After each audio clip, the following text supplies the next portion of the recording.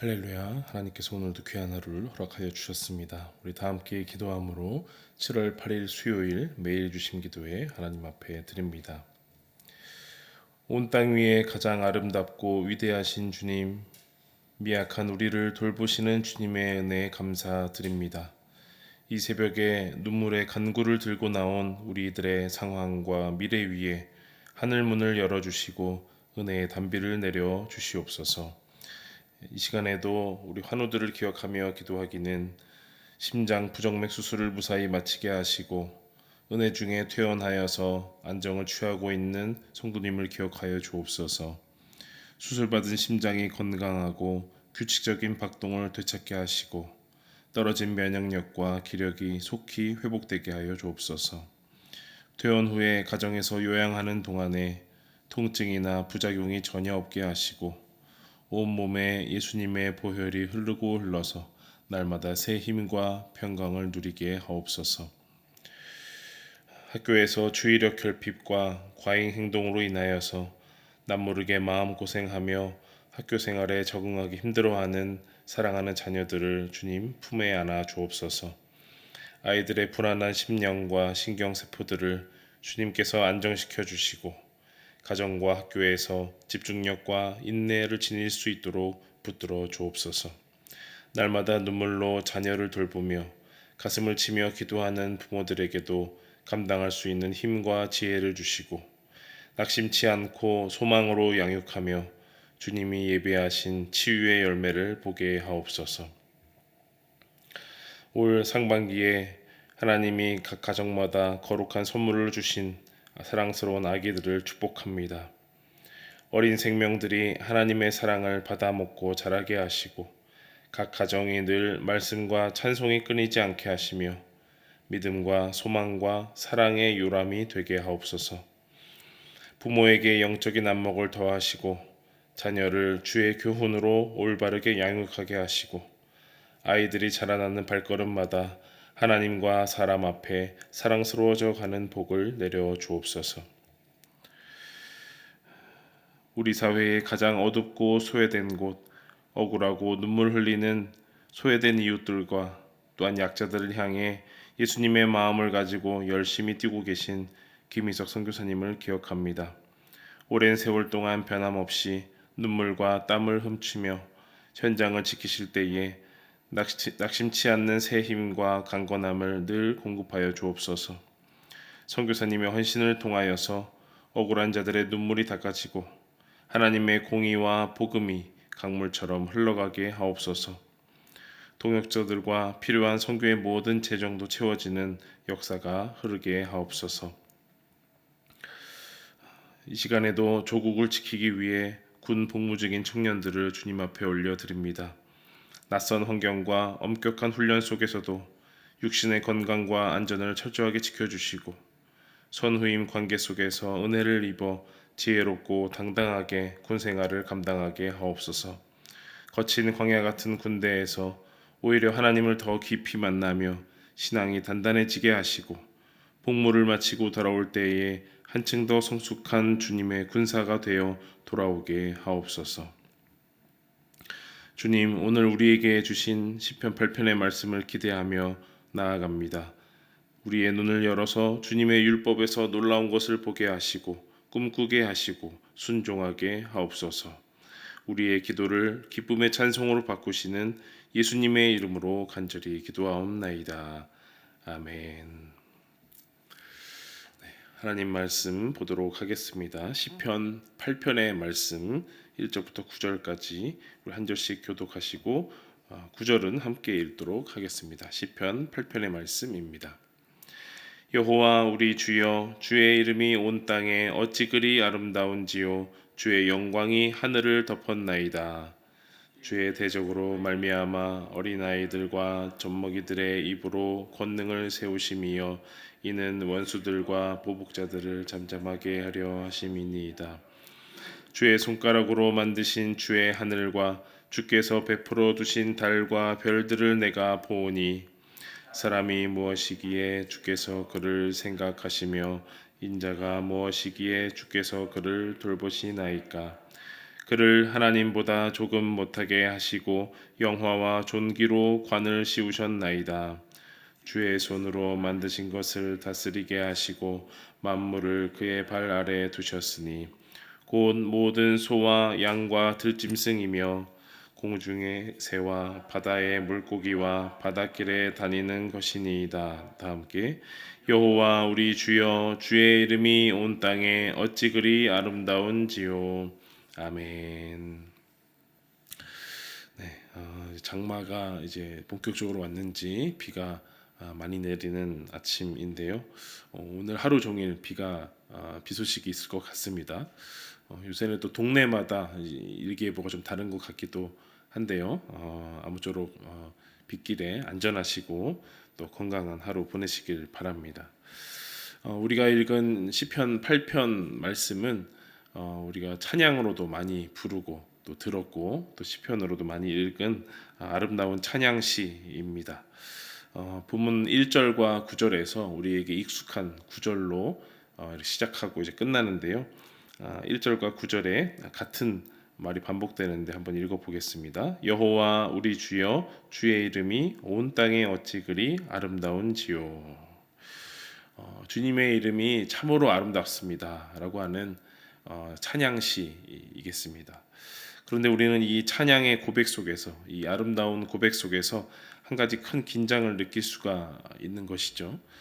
여느 시편과 다름없이 이 시편 8편에서도 여전히 등장하는 그 존재가 있습니다. 바로 대적들이죠. 원수, 환난, 단어가 다르게 쓰인다 하더라도 이 각자 이 시인이 처한 이 고난의 환경들이 늘 시편마다 들어가 있는 것입니다. 아름다운 시편 8편이지만 이 시편 8편을 노래하고 있는 다윗의 삶의 자리는 결코 평안하거나 아름다운 목초지가 아니라는 사실을 우리가 어렴풋이 알 수가 있는 것이죠.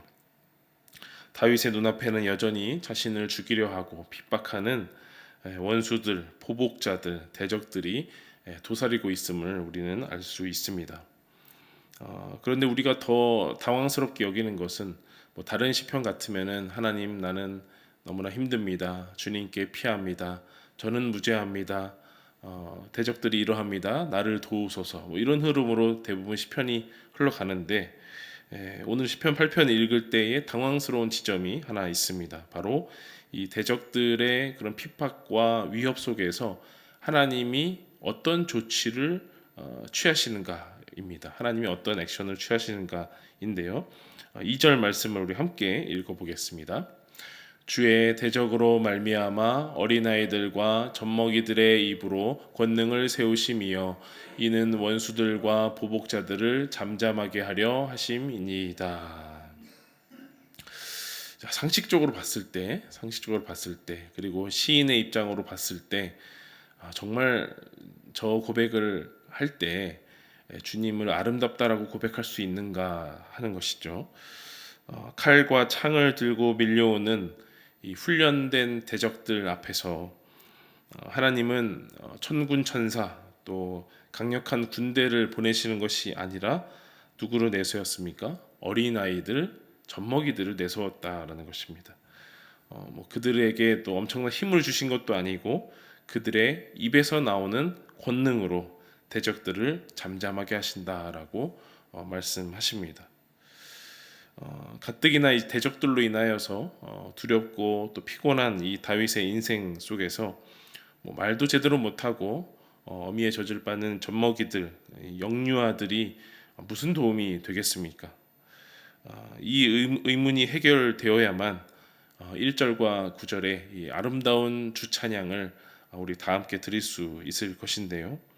오늘 이 시편 8편을 함께 살펴보면서 하나님께서 어떻게 이 세상을 창조하셨길래 또 다윗에게 어떤 마음을 부어주셨길래 그런 아름다운 주 찬양을 할 수 있었는가 함께 살펴보기를 원합니다.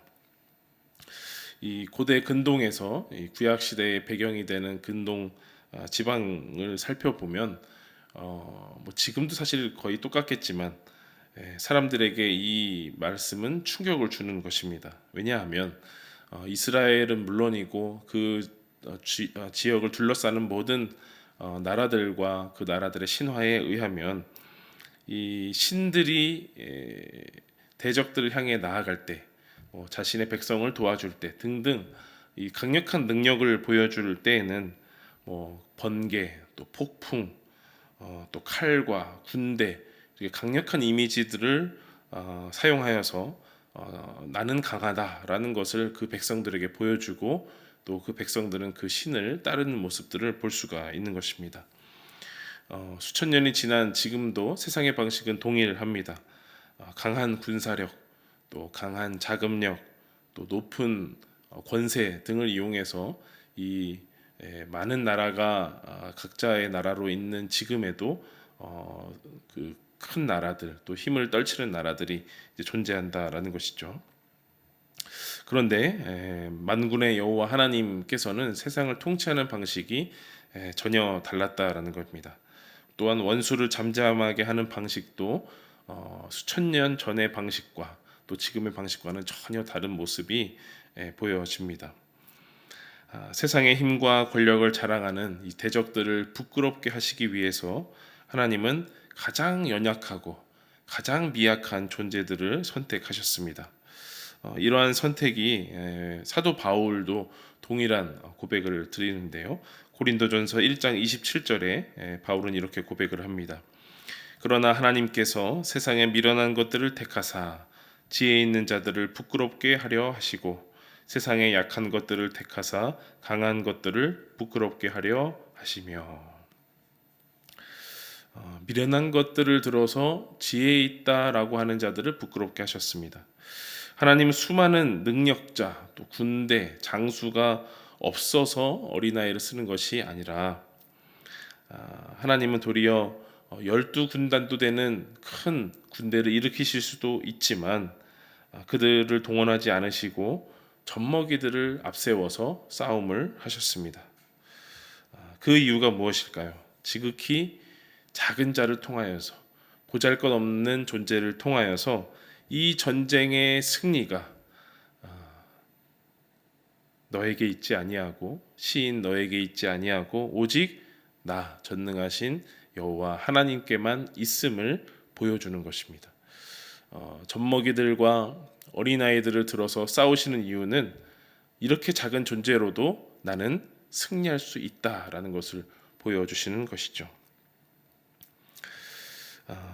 다윗에게 젖먹이만큼의 그런 도움도 별로 없었습니다.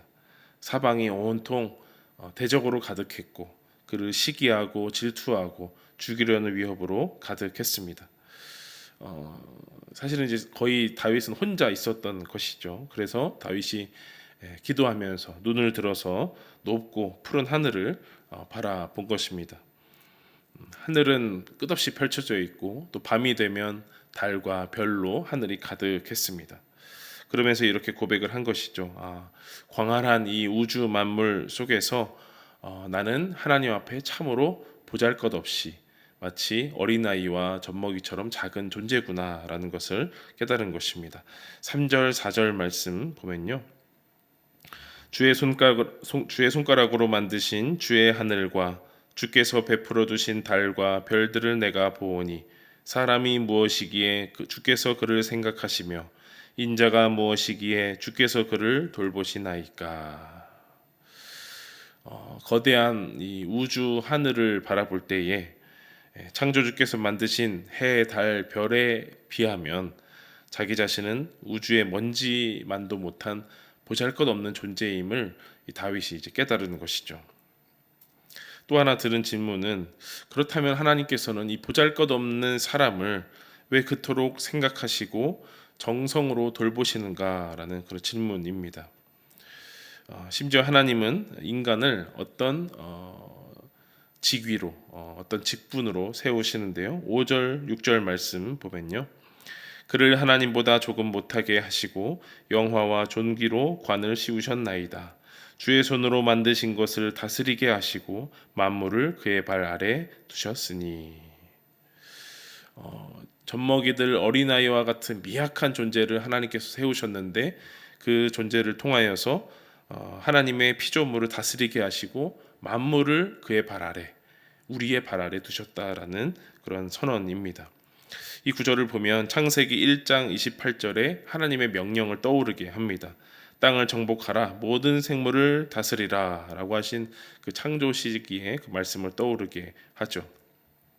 하나님은 인간을 만물 위에 뛰어난 존재로 삼으셨고 하나님보다는 조금 더 못한 존재로 지으셨다라는 것을 알 수 있습니다. 여기 이제 두 번째 비밀이 있습니다. 하나님은 왜 젖먹이와 같은 그런 존재에게 만물을 다스리는 권세를 주셨을까? 그것은 인간으로 하여금 이 피조물이 결코 창조주의 자리를 넘보지 않는 겸손한 청지기가 되게 하려 하심이다라는 것입니다. 만물을 자기 발 아래에 두고 매일같이 경작하고 때마다 추수를 할지라도 그것이 결코 내 힘으로 얻은 것이 아님을 인정하고 오직 하나님께만 복종하고 겸손한 대리자 청지기가 되게 하려는 하나님의 뜻인 것이죠. 그래서 주님이 거저 씌워주신 영화의 면류관 또 종기의 면류관을 쓰면서 날마다 하나님 앞에 감사하고 또 창조 세계를 보존하고 또 후대에 이르러 이 신앙과 또 생활의 이 은혜를 전수하는 그런 청지기, 그런 대리자가 되기를 주님은 원하시는 것입니다. 최종적인 질문입니다. 이 어린아이 그리고 이 젖먹이들의 입으로 말미암아 대적들을 잠잠하게 하신다라고 했는데 그 어린아이들의 입은 우리에게 어떤 무기가 되는가라는 것입니다. 한번 상상을 해보십시오. 어린아이들, 젖먹이들이 가진 유일한 무기가 무엇인가라는 거죠. 유일한 무기.